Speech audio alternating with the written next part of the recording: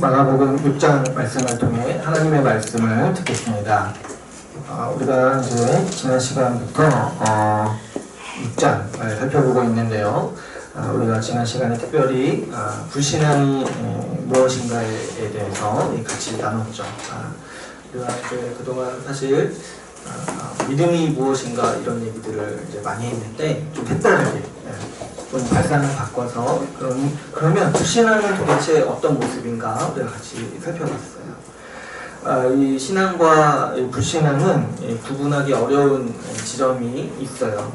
어떤 사람이 믿는지 믿지 않는지 점검하는 일은 사실 매우 어렵기 때문에 그런 판단을 함부로 하면은 안 되는 것이죠. 그러나 그럼에도 불구하고 성경은 명백히 이 불신앙의 특성을 우리에게 가르쳐주고 있습니다. 그러므로 우리는 이러한 기준을 참고하여서, 이러한 모습들을 참고하여서 우리 자신을 점검하는 일에 사용할 수 있어야 하는 것이죠. 우리가 지난 시간에 이 나사렛 사람들을 통해서 불신앙의 측면이 없다는 것인지, 또 우리 12제자들이 전도하러 나간 그 이야기들을 통해서 또 이 거부하는 사람들이 어떤 태도를 가지고 있는지에 대해서 살펴봤어요. 세 가지를 같이 봤죠. 첫 번째로 불신앙은 익숙하기 때문에 멸시하는 태도라고 했어요. 우리가 이 함정을 아주 조심해야 된다고 했죠. 이거는 정말 순식간에 속을 수 있는 것이고 우리가 쉽게 분별할 수 없는 하나의 모습이기도 하죠. 익숙하기 때문에 멸시한다는 거.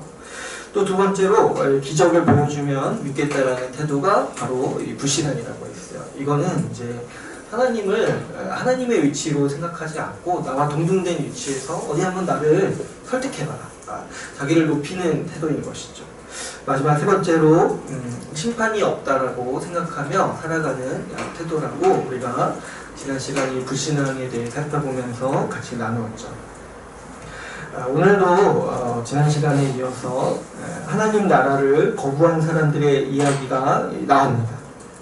우리가 지금까지 이제 마가복음 이제 6장이죠. 이제 6장인데 지금까지 이렇게 살펴보면서도 사실 다양한 사람들이 하나님 나라를 거부한 이야기들을 우리가 몇 가지 살펴봤어요. 이 복음서는요, 하나님 나라가 이미 임했다라는 소식이기 때문에, 이미 임했다라는 선언으로 시작하기 때문에 사실 이제 그 나라를 향한 사람들의 다양한 반응들이 이 복음서가 진행되면서 나오게 되는 것이죠. 그래서 이 믿음으로 그 나라에 들어가는 사람이 있는가 하면 반대로 거부하는 사람들도 있는 것이죠. 하나님 나라가 이미 임했기 때문에. 그런데 그 거부하는 사람들의 유형이 굉장히 다양합니다. 적극적으로 적대하던 사람들도 있었죠. 우리가 앞에서 살펴본 이 바리새인들, 이 사두개인들, 서기관들은 적극적으로 그 나라를 거부하면서 그 나라를 폄훼하고 비방하고 또 박해하는 데 앞장섰던 사람들이죠. 또 우리가 지난 시간에 살펴본 사람들처럼 이 나사렛 사람들처럼 소극적으로 거부하고 조롱하던 사람들도 있었던 것이죠. 오늘 본문에서는 이 하나님 나라를 거부한 사람 중에 어떻게 보면 이제 지금까지 살펴본 사람들 중에 가장 권력이 있는 사람들, 바로 이 헤롯과 헤로디아라는 이 사람이 나옵니다. 오늘 우리가 이 본문을 통해서 우리가 지난 시간에 이어서 우리가 경계해야 하는 이 불신앙의 모습이 무엇인지를 한번 살펴보기를 원합니다. 오늘 우리가 이 살펴본 이야기는 사실 약간 회상하는 장면이에요. 이 지난 시간에 12제자들이 예수님의 권한을 받고 능력을 받고 온 유대에 전도를 하러 나갔죠. 그런데 이 전도가 굉장히 성공적이었던 것 같아요. 그래서 많은 사람들이 주께 들어오고 그럼으로써 어떻게 됐다고 얘기하냐면 14절에 보면은 예수의 이름이 드러났다라고 해요. 예수의 이름이 아주 이 온 유대 집안이 거의 모든 사람들이 알 수 있을 정도로 드러났다고 하죠. 그래서 어느 정도로 예수님의 이름이 널리 퍼졌냐면은 그 당시 왕이었던 이 헤롯의 귀에 들어갈 정도로 이 예수님의 이름이 드러났다라고 기록하고 있습니다. 근데 이제 여기서부터는 이제 헤롯이 그 이야기를 듣고 자기가 두려워하는 장면이에요. 뭐냐면은 예수님의 이야기를 듣고 혹시 세례 요한이 다시 살아난 게 아닌가 하면서 두려워하면서 갑자기 이제 세례 요한이 어떻게 죽었는지에 대해서 이제 우리에게 이 성경 본문은 전해주고 있는 것이죠. 그러니까 사실 여기서 세례 요한이 이때 죽은 것은 아닌 거죠. 잘 보시면은 과거에 이렇게 세례 요한이 죽었는데 지금 이제 이 마가복음을 쓴 마가가 세례 요한이 죽은 이야기를 일부러 여기에 껴놓는 거예요. 그래서 이제 이거는 의도적으로 이 성경 저자가 의도적으로 우리에게 이 이야기를 들려주려고 지금 이 장면에서 이 흐름에서 여기에 이 세례 요한이 어떻게 죽었는지를 우리에게 전해주고 있죠. 특별히 이제 앞뒤 맥락을 보면은 이 예수님을 거부한 사람들의 이야기가 이렇게 계속 나오면서 그리고 또 여기서 오늘 본문에서 이 세례 요한이 죽은 얘기를 하잖아요. 그래서 지금 아마도 이 마가복음의 저자인 마가는 이 예수를 거부하는 사람들의 이 얼마나 완고한 이 불신앙에 대해서 아주 좀 제대로 한번 보여주고 싶었던 것 같아요. 그래서 여기에 일부러 세례 요한이 얼마나 허무하게 죽었는지 좀 이렇게 우리에게 들려주고 있는 것 같아요. 오늘 이렇게 등장하는 이 헤롯이라는 인물을 한번 살펴보면은 우리 14절에 보면은 헤롯 왕이라고 하죠. 헤롯 왕. 예수님 당시에 이 유대 지방을 다스리던 왕이라고 우리가 이제 이해할 수 있습니다. 그런데 우리가 이 왕이라는 표현을 좀 이해할 필요가 있는데요. 이 당시 유대 지방은요, 이 로마의 통치 아래에 있던 속국이었어요. 그렇기 때문에 이 헤롯 왕은요, 사실은 전통적인 왕이 아닌 거예요. 뭐냐면은 이 로마의 허락을 받고 유대 지방을 통치하던 왕이었던 거예요. 그러니까 우리가 이제 이런 왕들을 이제 가리켜서 분봉 왕이라고 이제 역사에서는 이제 부르는데, 뭐냐면 이제 로마에 고용되어서 그냥 그 지역을 통치하는 거죠. 그래서 뭐 이 사람의 뭐 아들이 이어서 왕이 된다거나 그런 게 아니라 계약 조건, 계약인 거예요. 계약. 로마에 잘 보여서 로마의 로비를 통해서 로마의 허락을 받고 자기가 왕으로 다스리는 거죠. 그러니까 뭐 예를 들어서 미국이 뭐 이라크를 침공했을 때, 이라크를 점령했는데 이라크의 대통령을 세울 때 어떻게 세우겠어요? 미국의 입맛에 맞는 사람을 세우겠죠. 이라크 사람들이 원하는 왕을 세우는 게 아니라, 대통령을 세우는 게 아니라, 그것과 같이 이 로마의 어떤 고용된 사람이라는 거죠. 그래서 이 사람이 지금 다스리는 이야기가 나오는데, 이 헤롯이 한 일 중에 한 가지를 소개하는 거죠. 어떤 일을 했냐면은, 이 사람은 좀 욕망이 굉장히 강했던 사람이죠. 로마에게 잘 보여서 그만큼 이제 로마에 로비를 했던 사람이고, 어떻게든 자기가 얻는 것을 얻고자 이렇게 열심히 살았던 사람인 거죠. 근데 이 사람이 욕망에 눈이 멀어서 했던 행동 중에 하나가 뭐였냐면, 그의 동생의 아내였던 헤로디아를 자기의 아내로 삼은 거예요. 그러니까 지금 이게 굉장히 복잡한 일이에요. 이거 무슨 사랑과 전쟁도 아니고, 이게 무슨 일이냐면, 헤롯은 원래 이 결혼한 사람이 있었어요. 근데 이혼하고 새로 맞이한 아내가 어떤 사람이냐면 자기 동생의 아내였다는 거예요. 근데 그 동생이 죽어서 결혼한 게 아니라 그 동생이 살아있는데 부부관계가 있는데 이혼을 시키고 자기랑 결혼한 거예요. 이거 복잡하죠. 자기도 이혼하고 그 동생도 이혼시키고 이 헤로디아를 결혼한 거예요. 근데 이제 이게 정말 약간 엽기적인 건 뭐냐면은 이 헤로디아도 사실은 이 헤롯의 친척이에요. 이름도 보면 어때요? 비슷하죠. 헤롯과 헤로디아예요. 그러니까 사실 이제 이 헤롯이 한 일은 정말 어떻게 보면은 인륜을 저버린 일. 자기 동생이 지금 살아있어요. 살아있는데도 불구하고 이 헤로디아가 마음에 들어서 자기 친척인데도 불구하고 자기도 이혼하고 이 헤로디아도 이혼시키고 결혼하는 이런 정말 얼마나 그러니까 사실 좀 이 윤리의식이 파탄난 사람이었어요. 그래서 이 사람이 한 일은 지금 이제 근친일뿐만 아니라 가늠인 거죠. 그래서 이 세례 요한은 이러한 행동이 하나님의 율법을 어긴 행동이라고 강력하게 비판했던 것 같아요. 사실 이거는 뭐 율법을 어긴 것뿐만 아니라 그냥 일반적인 사회의 기준도 어긴 거라고 할 수 있죠. 세례요한은 아마도 헤롯이 회개하고 이 결혼을 취소하기를 강력히 요구했겠죠. 그런데 이러한 소식을 들은 헤로디아는 얼마나 이 세례요한이 미혹했습니까?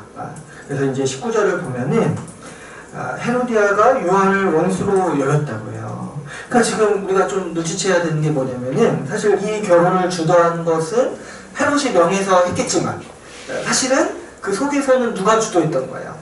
헤로디아가 이 결혼을 원했던 거죠. 자기 원래 남편과 헤어지고 이 헤롯과 결혼하기를 헤로디아도 굉장히 원했던 거예요. 그러니까 이제 이 세례 요한이 이 결혼 반댈세 이렇게 외치니까 이제 헤로디아가 이제 미운 거예요. 이 세례 요한이 미운 거예요. 또 이제 우리가 세례 요한을 마가복음 처음에 살펴봤지만 세례 요한은요, 사실 어떻게 보면은 그 당시에 예수님보다 더 강력한 영향력을 가지고 있었던 사람이에요. 왜 그러냐면은 이 예수님이 이렇게 오셨을 때 바리새인과 서기관들은 굉장히 반대를 했죠. 그런데 세례 요한의 권위만큼은 이들이 어쩌지 못하는 거죠. 그래서 세례 요한이 이 세례를 베풀 때 이 상당수의 바리새인들도 나와서 세례를 받았고, 그 당시 이제 온 유대 사람들이 나와서 세례 요한이 베푸는 세례를 받았다고 기록이 되어 있어요. 그래서 이렇게 영향력 있는 사람이 이 결혼을 반대하니까 이제 헤로디아가 아주 이 세례 요한이 미운 거예요. 그래서 틈만 나면은 이 세례 요한을 잡아서 죽이려고 계획하고 있었던 거죠. 그래서 마침내 이 세례 요한을 잡아서 옥에 가두고 죽일 기회를 이제 이 헤로디아가 맞이한 거예요. 근데 이제 헤로디아가 예상하지 못한 한 가지 일이 벌어지는데, 그게 뭐냐면 헤롯이 이 헤롯이 참 오늘은 이 헤롯에 대해서 좀 살펴보려 하는데 아주 복잡한 사람이에요. 이 헤롯이 세례 요한의 말을 들으면서 자기의 잘못을 깨닫는 거예요. 이 헤롯이 20절을 보면 어떠합니까? 헤롯은 이 요한이 의롭고 거룩한 사람으로 알았다고 해요. 이 직접 대면해 보이니까 이 소문으로 들었던 거와는 정말 다른 차원의 이 사람의 면모를 보게 되는 것이죠. 그래서 이 사람의 그 의롭고 거룩한 그 면모에 반해서 이 헤롯이 세례 요한에게 마음을 뺏긴 거예요. 또 어떻게 얘기해요? 그의 말을 들을 때마다 크게 번민하면서도 달갑게 들었다고 하죠. 이 헤롯은 세례 요한의 말을 들으면서 그가 전하는 하나님의 말씀이 진리임을 알고 그의 말이 옳고 자기가 틀렸다라는 사실을 깨닫고 그 말씀을 경청하기를 즐겨했다라는 거죠. 그래서 이 세례 요한이 전하는 그 가르침, 그 말씀을 들으면서 한편으로는 부끄러워하면서도 또 한편으로는 이 세례 요한이 전하는 하나님의 말씀을 즐겨 들었다는 거예요. 이 하나님의 말씀을 들으면서 아주 기쁨을 누렸다는 거죠. 그래서 이 세례 요한, 이 헤롯은 세례 요한을 잡아들이기는 했지만 이러지도 저러지도 못하고 그의 말을 듣기만 했었다라고 오늘 말씀을 우리에게 전해주고 있는 것이죠. 그런데 오늘 우리가 읽은 말씀에 아주 중요한 사건이 이 헤롯의 생일날에 벌어집니다. 생일날에. 이 헤롯의 이 생일에 이 많은 사람들이 이렇게 모여서 얼마나 또 이 고위 고관들이 많이 모였겠습니까? 왕의 생일이니까.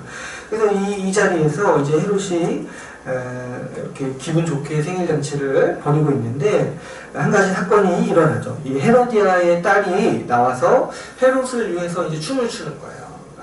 그러니까 여기서 보면은 여기서 이제 이 딸을 가리켜서 헤로디아의 딸이라고 부르니까 아마도 이 사람, 이 딸은 헤로디아와 그 동생, 헤롯의 동생 사이에서 낳은 딸이겠죠. 만약에 이제 헤롯과 사이에서 낳았으면 헤롯의 딸이라고 하겠죠. 근데 이제 이 헤로디아의 딸이 이 헤롯 앞에서 헤롯을 위해서 춤을 추니까 헤롯이 너무 기분이 좋은 거예요. 그래서 뭐라고 하냐면은 이 딸에게 선물을 주고자 네가 원하고 구하고 싶은 거는 뭐든지 내가 주겠다라고 얘기를 하는 거죠. 그랬을 때 이 헤로디아의 딸 이게 효녀인지 아니면 진짜 이 아이도 정신이 이상한지 모를 행동을 합니다. 이 뭐냐니까 헤로디한테 가가지고 뭘 구할지 이렇게 엄마에게 지혜를 구하죠. 근데 오늘 이 아주 엽기적인 사건이 이제 여기서 벌어지는 거예요. 이 헤로디아가 이 기회를 아주 발판 삼아서 뭘 구하라고 딸한테 가르치는 거예요. 가서 요한의 머리를 구하라고 얘기하는 거예요. 여러분, 이 헤로디아가 어느 정도의 사람인지를 우리가 여기서 볼 수가 있죠. 그 얼마나 복수심과 이 증오심에 눈이 멀었으면은 자기 딸에게 지금 이 딸이 지금 장성한 사람이 아니에요, 여러분. 어린아이예요, 어린아이. 이 딸에게 지금 요한의 머리를 구하라고 이제 얘기하는 거예요. 근데 이 딸도 좀 이상해요. 가서 요한의 머리를 이제 헤롯한테 구하고 헤롯이 요한의 머리를 자르는 것을 허락하고 그 요한의 머리를 쟁반에 얹어서 딸에게 주고 그 딸이 그 요한의 머리를 엄마에게 이제 가져다 주는 아주 엽기적인 사건이 이 성경에서 우리에게 들려주고 있는 것이죠. 참 이 그 딸이나 엄마나 참 정말 상상할 수가 없는 일을 이제 하고 있는 것이죠. 세례 요한은요, 제가 말씀드렸다시피 이 구속사에서 가장 위대한 선지자라고 평가받는 선지자예요. 성경은 이 예수 그리스도의 복음이 전해지는 이때에 동시에 가장 위대했던 이 선지자의 죽음을 전하면서 이 복음을 거부하는 시대가 결코 만만치 않은 이 시대임을 우리에게 가르쳐주고 있는 것이죠. 복음이 전해지고 한편으로는 복음이 전해지고 예수 그리스도의 이름이 드러나고 있지만은 동시에 이 시대는 어떻게 역동하고 있습니까? 가장 위대한 선지자를 정말 어이없는 이유로 그 딸이 춤췄다고 그 정말 어이없는 이유로 죽는 그런 어처구니 없는 일이 일어나는 이 시대의 완악함과 그 잔인함, 이 하나님 나라를 거부하는 그 시대의 이 어리석음과 잔혹함을 우리 오늘 본문은 우리에게 전해주고 있는 것이죠. 여기 등장하는 이 헤롯과 헤로디아가 보여준 이 불신앙의 면모를 좀 자세히 살펴보려고 합니다. 이 헤로디아를 한번 보시면은요, 얼마나 저는 좀 본문을 보면 헤로디아의 얼굴이 좀 그려져요. 얼마나 이 복수심에 사로잡힌 여인. 이 복수심 때문에 딸을 이용하여서 얼마나 이 잔인한 짓을 합니까? 근데 사실 생각해보면 지금 세례 요한이 이 헤로디아에게 피해를 준 게 뭐냐니까 말 한마디 한 거예요. 말 한마디 한 거. 지금 말 한마디 했다라고 복수심에 사로잡혀서 이 딸을 이용해서 자기 어린 딸을 이용해서 그 목을 자를 생각까지 하는 거예요. 이 헤로디아가. 사람이요, 이 말 한마디에도 증오를 담아서 이런 잔인한 짓을 저지를 수 있는 사람이라는 거죠. 여러분, 근데 이제 헤로디아가 뭐 때문에 이 증오심을 품었냐면은 이 헤롯이 자기의 치부를 드러내는 말을 했다는 거죠. 자기가 잘못했다고. 사실 이제 뭐 헤로디아가 이거 모르겠으니까 자기가 이 헤롯과 결혼하기 위해서 자기 남편과 이혼하고 이 헤롯의 동생은 어떤 이제 권력자는 아니었어요. 그래서 이제 헤로디아는 아마도 이 왕과 같은 사람과 결혼하기 위해서 그래서 자기도 권력을 누리기 위해서 자기도 이혼하고 헤롯과 결혼한 거죠. 근데 이제 이 요한의 이 선포와 이 요한의 말로 인해서 자기의 치부가 드러나고 자기의 이 명예가 깎아내려지는 것 같으니까. 근데 굉장히 이제 웃긴 게 뭐냐면 사실 이 사람에게는 명예가 없어요. 권력만 있는 거죠. 근데 이제 제가 보면은 보통 이제 명예가 없는 사람이 그토록 명예를 이렇게 중요시해요. 자기 이렇게 욕먹는 거 이렇게 아니 욕먹을 짓을 그렇게 해놓고 자기 욕먹는 거를 그렇게 증오하는 거예요. 그러니까 어느 정도로 이 세례 요한을 증오하냐니까 죽일 정도로 하는 거죠. 여러분, 이 사람이요 얼마나 복음을 미워하고 싫어할 수 있는지를 우리가 좀 헤로디아를 통해서 좀 우리가 이해할 수가 있죠. 복음은 어떠합니까? 복음은요, 복음을 제대로 전했을 때 어떤 일이 일어납니까? 복음은 우리의 죄악을 들춰냅니다. 복음과 말씀 앞에 나올 때마다 우리는 우리의 깊은 죄악을 볼 수밖에 없는 것이죠.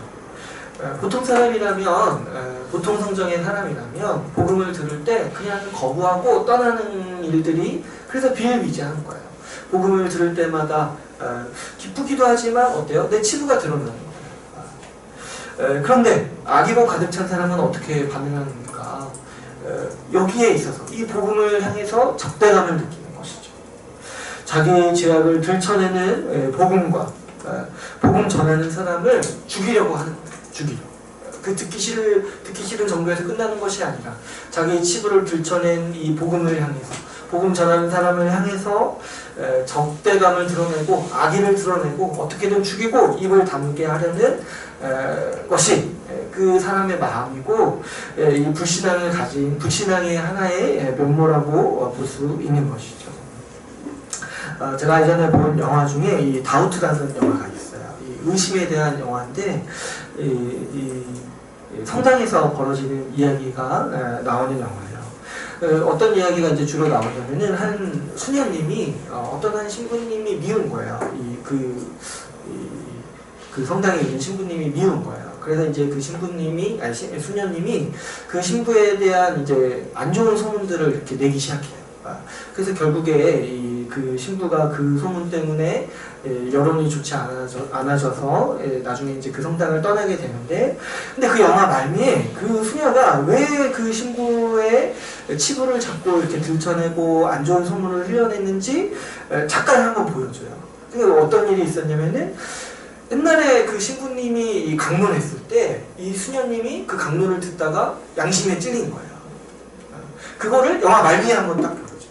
그러니까 그 수녀가 그 신부의 이런 치부를 자꾸 이렇게 소문을 안 좋게 냈던 게 정말 이 신부의 어떤 그 잘못된 것을 바로잡으려고 했던 것이 아니라, 그때 그 강론을 들으면서 그 신부에게 들으면서 그 신부는 그 수녀에 대해 얘기한 게 아니에요. 근데 그 수녀가 자기가 찔려서 그때부터 어떻게 한 거예요? 그 강론했던 사람, 자기의 치부를 들춰냈던 가르침을 전했던 그 사람이 죽도록 미운 거예요. 그래서 그와 같이 이 신부를 쫓아내려고 하는 거죠. 왜 우리 이제 뉴스에서도 그러잖아요. 메시지를 반박할 수 없으면 어떻게 하라는 말이 있어요? 메신저를 공격하라는 말이 있잖아요. 그와 마찬가지로 자기가 찔렸어요. 자기 안심에 찔렸는데 그게 너무 싫으니까 그 전한 사람을 공격하고 죽이려고까지 하는 것이죠. 여러분, 우리가 복음을 전하는 삶을 살려 했을 때 우리가 각오해야 되는 것은 무엇이냐면은, 거절당할 것을 각오해야 돼요. 근데 더 나아가서 어디까지 각오를 해야 되냐면, 내가 이 사람에게 미움을 살 것까지 각오를 해야 하는 것이죠. 왜 그러냐니까, 복음은 그 정도로 사람의 치부를 들춰낼 뿐만 아니라 사람의 적대감을 살 수 있는 가능성을 가진 강력한 무기라는 거예요. 그 사람의 치부를 들춰내고 빛이기 때문에 그 사람의 어둠을 들춰내는데, 어떤 사람은 정말 악의로 가득 찬 사람은 이 헤로디아처럼 죽이려고까지, 그 복음과 복음 전한 사람을 죽이려고까지 사람이 적대감을 품을 수 있고 복수심을 가질 수 있다는 것이죠. 우리가 이제 헤로디아에 대해서 이렇게 살펴봤는데, 근데 헤롯의 경우는 조금 복잡합니다. 오늘 헤롯을 좀 이렇게 보시면은, 이 사람은요, 적어도 헤로디아처럼 이 악의로 가득 차 있지 않아요. 오히려 이 사람은요, 세례 요한의 말을 경청합니다. 20절을 보시면은 크게 번민을 하면서도 달갑게 들었다고 했어요. 그리고 헤로디아가 이 세례 요한을 죽이려 하니까 어떻게까지 했다는 거야. 이 헤롯이 나서서 세례 요한을 보호했다는 거죠. 분명히 이 요한은 자신을 비판하던 사람이에요. 그럼에도 이 헤롯은 그의 말을 경청하면서 듣고 동시에 자신의 잘못을 뉘우치는 듯한 태도를 보이는 거죠. 또 요한을 보호해주면서 계속해서 이 요한의 말을 듣기를 좋아하고 경청하는 태도를 보이는 것이죠. 그런데 이 사람이 얼마나 복잡한 사람인지, 그의 생일날에 그의 또 다른 면모가 드러나는 거예요. 그는 이전과 완전히 다른 모습을 보여줍니다. 이전까지 세례 요한의 말을 경청하던 그 사람이 하루아침에 그의 목을 베는 거예요. 이게 사람이 정말 복잡한 존재인 거예요. 우리가 그가 이 헤롯이 생일날 보여준 모습을 좀 살펴보면요, 이 헤롯이 좀 술 취했다는 것을 좀 우리가 알 수 있어요. 술 취했다는 거. 뭘 보면 알 수 있냐면 이 사람이 굉장한 허세를 지금 부려요. 지금 뭐냐면 이 헤로디아의 딸이 와서 자기를 기쁘게 한 거잖아요. 얼마나 또 마음이 기쁘겠어요. 우리가 여러분 진아가 우리를 위해서 춤춰준다 생각해요. 얼마나 기쁘겠어요. 우리도 뭐라도 주고 싶지 않겠어요. 근데 헤로디아가 이렇게 자기들이 기쁘니까 뭐라도 이게 다 정말 다 주고 싶은 거예요. 이 딸이 원하는 거 다 주고 싶은 거예요.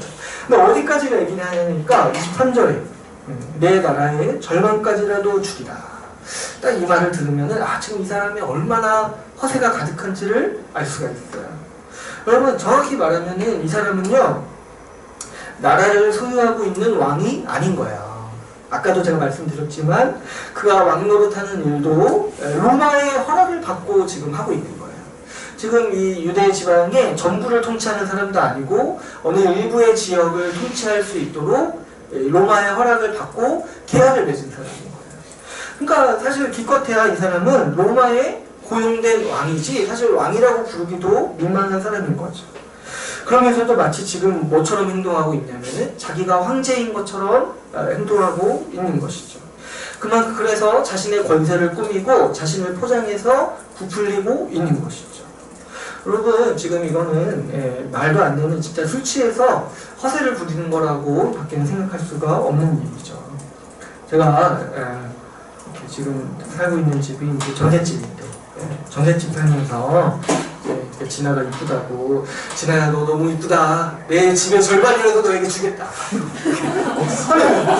얼마나 웃기냐. 물론 이제 마음은 진아에게 뭐든지 주고 싶다는 말이지만 내 집이 아니잖아요. 내 집이 아니잖아요. 지금 전셋집이고 그 집에 이 전세금도 사실 제 돈이 아니에요. 근데 그 집에 절반을 주겠다고 지금 근데 이 헤롯은 그보다 더 심한 말을 하고 있는 것이죠. 얼마나 이렇게 들으면 이 사람 참 웃기네 들을 정도로 참 허세를 부리고 있는 것이죠. 사람은요 자기를 자랑하고 부풀리기를 누구나 다 좋아하죠. 그런데 여러분 이 자기를 과시하는 자기 사랑이 사실 불신앙이라는 암세포가 자라기 가장 좋은 토양이라고 할 수가 있습니다. 불신앙이라는 건 결국 무엇입니까? 하나님보다 자기를 더 사랑하는 것. 하나님을 주로 여기는 것이 아니라 나 자신을 주로 내세우는, 나 자신을 친이라고 여기는 마음이에요. 그렇기 때문에 이 자기를 과시하고 자기를 자랑하는 것, 이런 태도를 가지고 살아가는 사람의 마음속에는 불신앙이 암세포처럼 아주 무럭무럭 자랄 수밖에 없는 것이죠.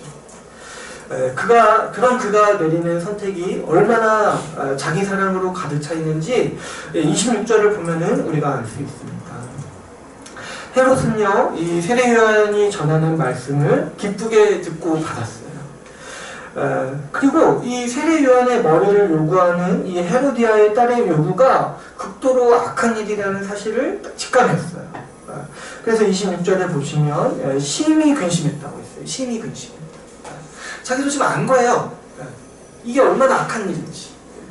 자기가 이 헤롯이 거룩하고 의로운 줄 알아서 지금까지 보호했는데 지금 자기 생일 이 기분 좋은 자리를 틈타서 헤롯의 머리를 이 요한의 머리를 요구하는 이 헤로디아의 의도가 얼마나 악하고 정말 잔인한 일인지 자기도 아는 거예요. 그러나 심히 근심했어요. 그럼에도 그는 27절, 결국에 27절 세례 요한의 머리를 베었죠. 왜 그런가 하니까 거기에 앉은 자들 때문에. 자기가 한 말이 있고 그래서 그가 자기가 번복하면 자기 체면이 안 서니까 세례 요한의 머리를 베어오라고 명령한 것이죠.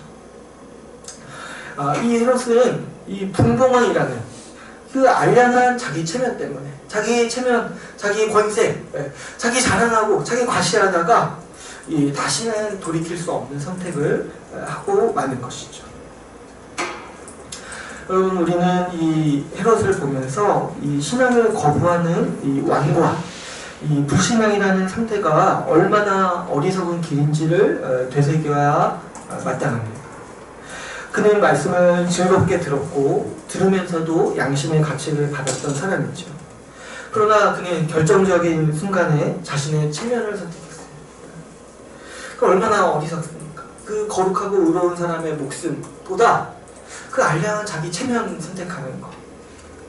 자기가 술김에 한 말 지키기 위해서 구속사를 통틀어서 가장 위대한 선지자인 세례 요한의 목을 베었습니다. 이 얼마나 어리석고 허무한 일이라고 할 수 있겠습니까? 그런데 여러분, 우리도 우리 자신을 살펴보면 우리도 종종 하나님의 말씀 앞에서 비슷한 판단을 내릴 때가 종종 있는 것이죠. 우리는 종종 영원하지 않은 가치, 사실 별것도 아닌 것으로 잠깐의 만족과 쾌락을 얻기 위해 영원한 가치를 포기할 때가 종종 있는 것이죠. 저도 이렇게 복음을 전하고 가르치고 또 목회자로 살다 보면은 대부분의 사람들이 신앙을 거부하는 이유가 사실은 사소한 이유라는 것들을 보면서 깜짝깜짝 놀랄 때가 있어요. 진리에 대해 진지하게 탐구해보고 진지하게 고민해보고 거부하는 사람은 사실 많지 않아요. 사람들이 신앙을 거부하는 이유, 불신앙으로 돌아서는 대부분의 이유는 사실 굉장히 사소합니다. 대부분의 사람들이 사소한 이유로 신앙보다 불신앙을 택하는 것이죠. 오늘 자신의 알량한 체면을 지키기 위해, 술김에 한 말 지키기 위해 돌아갈 수 없는 길을 걷는 헤롯과 같은 것이죠. 오늘날 많은 분들이 그저 자기 기분 나쁘다라고 신앙을 거부합니다. 때로는 조금 불편하다고, 때로는 자기 입맛에 맞지 않다고 각종 사소한 이유를 다 열거해 가면서 신앙을 거부하는 것이죠. 우리가 살다 보면 오늘 본문에서 헤롯이 세례 요한을 죽이느냐 살리느냐 결정하는 것과 같이 돌이킬 수 없는 중요한 결정을 할 때가 많이 있습니다. 그런데 많은 분들이 그런 순간에 그저 순간의 감정에 따라서 이 돌이킬 수 없는 결정, 불신앙으로 가느냐 신앙으로 가느냐 이 결정들을 내리는 거예요.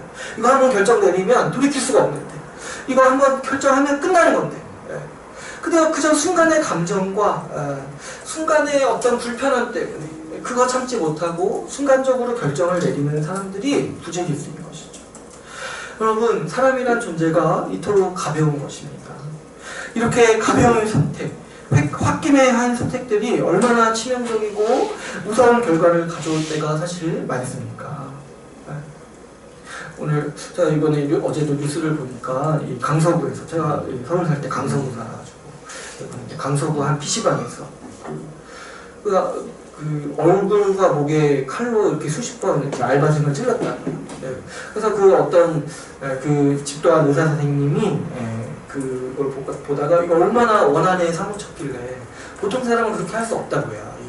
이 칼을 이 뼈에 닿을 때까지 깊숙이 넣을 수 없다고요. 보통 사람은 웬만하면. 그래서 이제 의사가 생각을 했다는 거예요. 얼마나 원한에 사무쳤으면 이런 일을 했을까. 근데 알고 보니까 뭐 때문에 했다는 거예요. 그 PC방에서 조금 뭐 이렇게 서비스 마음에 안 들다가 그러고 칼로 그렇게 찔렀다는 거예요. 그 순간의 감정과 그 홧김에 한 것으로 사람을 그렇게 수십 번 찔렀다는 것이죠. 그런데 우리도 사실 그럴 때가 많은 것이죠. 이 순간의 감정과 홧김에, 그리고 정말 경솔한 생각으로 다시는 돌이킬 수 없는 선택을 할 때가 많은 것이죠.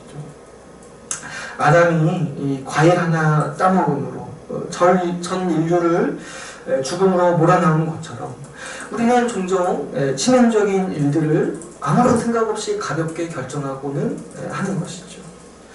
이 사람이라는 존재는 그래서 얼마나 복잡하고 미묘합니까? 가벼운 일, 뭐 예를 들어서 무엇을 먹을까, 무엇을 입을까에 대해서는 아주 신중하게 결정을 하면서도 중요한 일, 주의 말씀에 순종할지 말지에 대해서는 아주 가볍게 그날의 기분 따라 결정할 때가 우리가 얼마나 많습니까? 오늘 본문에 나오는 이 헤롯과 마찬가지로 사람은 얼마나 복잡한 존재입니까? 주의 말씀을 들으면서 기뻐하기도 하고 양심의 가책을 받기도 하죠. 근데 여러분, 이 20절 21절 이 말씀만 보면은 이 헤롯은요 오늘날 교회에서 이 정도면 아주 신실한 사람으로 인정받을 만한 태도가 아닙니까? 주의 말씀을 아주 즐겁게 듣고 주의 말씀이 선포될 때 양심의 가책을 느껴서 자신을 자책하고 이러면 오늘날 교회에서 이 정도면 아주 신실한 자로 평가받지 않겠습니까? 그런데 여러분 그 말씀을 사랑하는 자가 그는 이 말씀을 사랑함에도 불구하고 말씀 전하는 자의 목을 매는 사람인 거예요. 이런 이 헤롯의 면모는 오늘날 우리의 양심을 찌릅니다. 말씀을 듣고 앉아있다고 해서 신앙이 있는 것은 아니라는 거예요. 심지어 말씀을 듣고 기분이 좋고 감정이 고양된다고 해서 신앙이 있는 것이 아니라는 거예요. 이 헤롯의 경우처럼 말씀을 듣고 사랑하는 사람이 오히려 그 사람이 그 말씀을 가장 무참히 짓밟을 수도 있는 사람이라는 사실인 것이죠. 그래서 우리의 신앙의 선배들은 이 아주 복잡미묘한 이 사람의 이 현상을 이해했던 것 같아요. 그래서 어떤 얘기들을 우리 후배들에게 전해주냐면 가장 신실한 설교가 전파되는 교회에 가장 강팍한 죄인들이 있다라고 오늘날 우리에게 경고하고 있는 것이죠. 여러분, 우리는 이런 불신앙을 부추기고 이런 불신앙이 틈타기 좋은 시대에 살고 있음을 기억해야만 합니다. 오늘날의 종교라는 것은, 오늘날의 신앙이라는 것은 굉장히 사적인 견해로 치부되고 있어요. 사적인 감정적 결단에 불과한 일로 취급받고 있는 것이죠. 우리가 금요 모임 때 같이 나눴던 것처럼 오늘날에는 신앙이나 이 믿음이라는 것을 그냥 개인적인 견해, 개인적인 감정으로 치부해버리기를 좋아하고 그렇게 몰고 가는 시대 속에서 우리가 살고 있는 것이죠. 신앙이라는 것, 이 믿음이라는 것은 자기 인생 전체를 놓고 죽음이냐, 구원이냐를 이 문제를 심각하게 고민해야 하는 무거운 일임에도 불구하고 사람들과의 친분 쌓기, 커뮤니티에 가입하는 것, 또는 마음의 안정, 이 등등등을 위한 가벼운 선택사항으로 인식하는 것이 오늘날 이 시대의 풍조인 것이죠. 그래서 사람들은 자주 이 믿음과 신앙을 감정적인 결정, 감정이라고 생각을 하는 거예요. 그래서 감정이 흔들릴 때마다 믿음도 흔들리고, 기분이 좋으면 하나님이 자신을 사랑한다 생각하고 이 기분이 나쁘면 하나님께서 돌보지 않는다라고 여기는 것이죠. 이런 시대 상황 속에서 우리는 그저 이 종교 프로그램에 수동적으로 참여하면서 우리의 감정을 순화하며 만족하면서 살아가기가 쉬운 것이죠. 그러나 그런 환경에서라면 이 불신앙이라는 암세포가 잠복해 있다가 오늘 헤롯의 경우처럼 이 결정적인 순간이 드러나서 인생 전체를 지옥으로 끌고 갈 수 있는 위험이 오늘날을 살아가는 우리에게는 얼마든지 있을 수 있는 것이죠. 이렇게 종교를 사소한 문제, 감정의 문제로 치부하는 시대에서 우리는 굉장히 속기 쉬운 것입니다. 그러나 우리 주님은 이 하나님 나라에 들어가는 길, 신앙을 선택하는 길, 믿음으로 가는 길을 결코 단순히 그런 수동적인 자세, 그냥 듣고만 앉아있고 이 감정이 좋아질 때까지 기다리고 있는 것, 이런 태도로 말씀하신 적이 없으신 것이죠. 우리 주님을 따라가는 것, 우리 이 주님의 나라에 들어가는 길을 어떻게 우리에게 소개하셨습니까? 주님은 이렇게 말씀하셨죠. 나를 따르려거든 누구든지 십자가를 지고, 자기 십자가를 지고 나를 따르라고 말씀하셨습니다. 자기 죽음을 각오하고 자기가 죽어야 함을 인식하고 자기가 죽기를 결단하고 그 결단을 한 사람만이 나를 따를 수 있다라고 주님은 분명히 우리에게 말씀하셨죠. 또 주님은 어떻게 말씀하셨습니까? 천국은 마치 밭에 감추인 보화와 같다라고 말씀하셨습니다.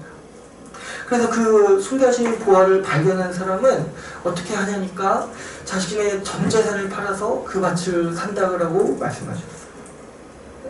반드시 자기의 전 재산을 팔아야 합니다.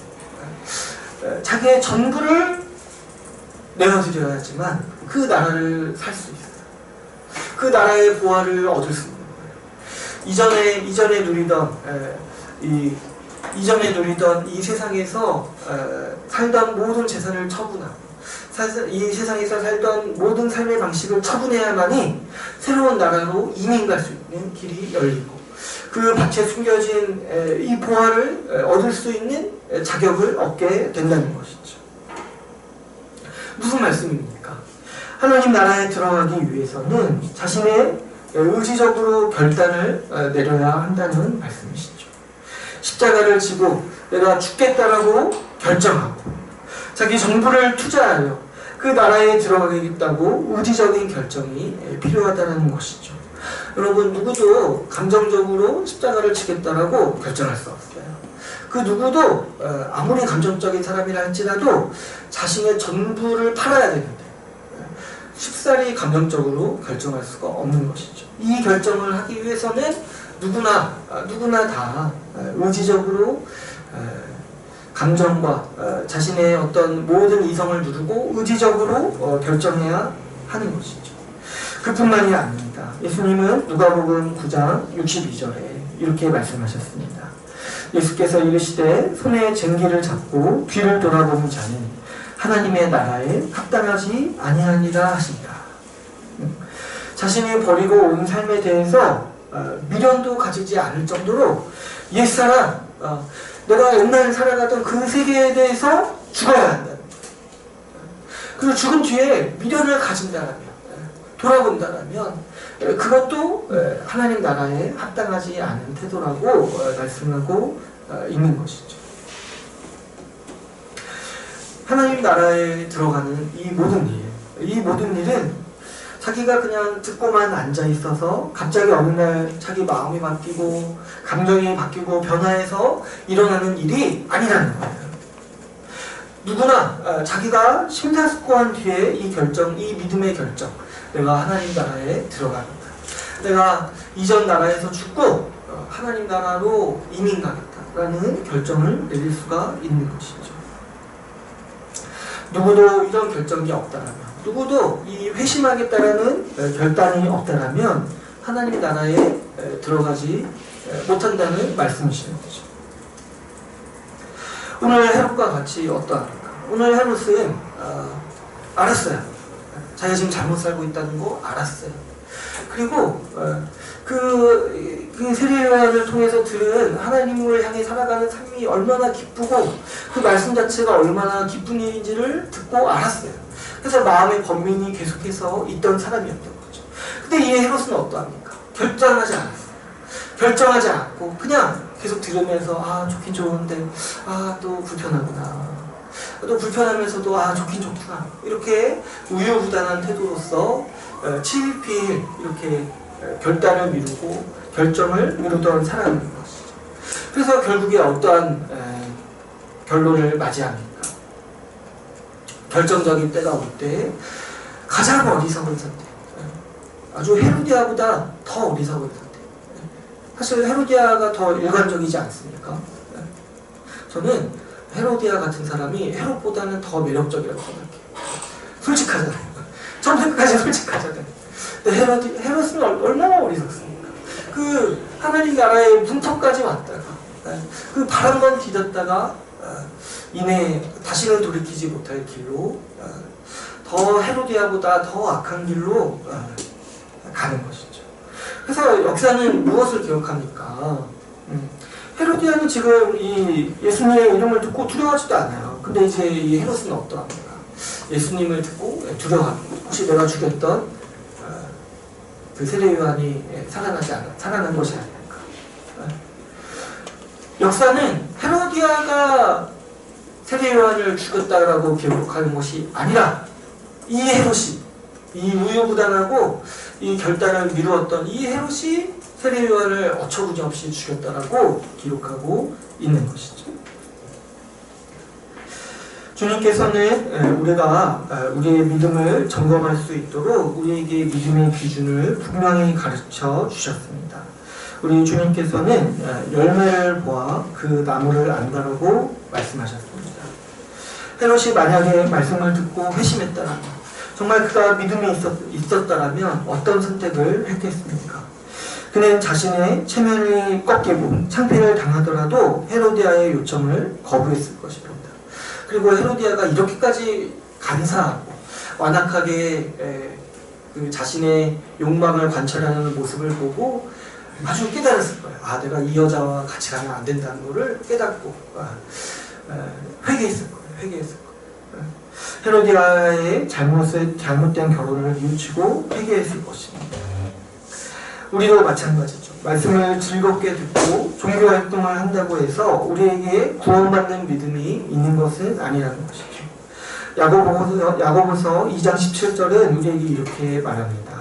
행함이 없는 믿음은 그 자체가 죽은 것이다. 행함이 없다라면, 믿음에 따라 사는 삶이 없다라면 그 믿음은 시체라는 거예요. 시체. 사실 없다라는 것이죠. 근데 이제 시체니까 있긴 있는데 어때요? 없는 것보다 더 악한 썩은 냄새가 난다는 거예요. 행함이 없는 믿음. 그 사람의 행동이 그 사람의 믿음을 증명합니다. 누구도 믿음에 따라 사는 삶이 없다면, 그 행동이 없다라면 당연히 믿음도 없는 것이죠. 한 사람의 신앙을 보려면 그 사람이 중요한 순간에 어떠한 결정을 내리고 행동하는지를 보면 알 수 있는 것이죠. 한 사람이 행동하는 동기를 본다면 그 사람이 무엇을 믿고 사는지를 우리가 분별할 수가 있는 것이죠. 여러분, 우리는 믿음의 결단을 내리고 말씀을 따라 살아야 합니다. 우리의 일주일을, 우리의 삶을 하나님 나라의 삶, 말씀을 향한 순종으로 채워야 하는 것이죠. 그 모든 시작은 내가 오늘 말씀 듣고 기분 좋았다, 이런 것으로 시작하는 것이, 이런 싸구려 감정, 이런 경솔한 판단, 이런 가벼운 결정으로 시작되는 것이 아니라 그 모든 시작은 내가 이전 것을 모두 버리고 이전에 쫓았던 모든 어리석은 길을 버리고 이전의 나에 대해서 죽고 이전에 내가 쫓았던 세상 욕망에 대해서 죽고 하나님 나라에 들어가겠다라고 결심하는 그 결단, 그 회심으로 시작하는 것이죠. 하나님 나라에 들어가는 사람마다 모두 이 결단, 이 회심으로 도장을 찍고 들어오는 사람들인 것이죠. 그 누구도 이 결단과 회심이 없다라면 하나님 나라에 들어간 사람이 아니라고 할 수 있습니다. 이제 오늘 말씀을 맺겠습니다. 여러분, 혹시 우리 중에도 이와 같은 마음이 있지 않습니까? 믿음으로 선택하고 결정해야 할 일을 실필 미루면서 어떻게든 되겠지 하는 안일한 마음으로 살아가고 있지는 않습니까? 그러나 여러분, 우리가 믿음의 결단을 미룰수록 우리 안에서 우리의 완고한 불신앙이 우리를 사로잡습니다. 여러분, 우리는 한 명도 빠짐없이 결단하셔야 돼요. 만약에 내가 지금까지 살아오면서 한 번도 내가 이전의 나에 대해서 죽기로 결단하지 않았다면, 내가 이전의 세상에 대해서 죽기로, 내가 그래서 십자가를 지고 살아가기로 결단한 적이 한 번이라도 없다라면 그 마음 상태는 이 해롭과 같은 마음 상태라고 이해할 수가 있는 것이죠.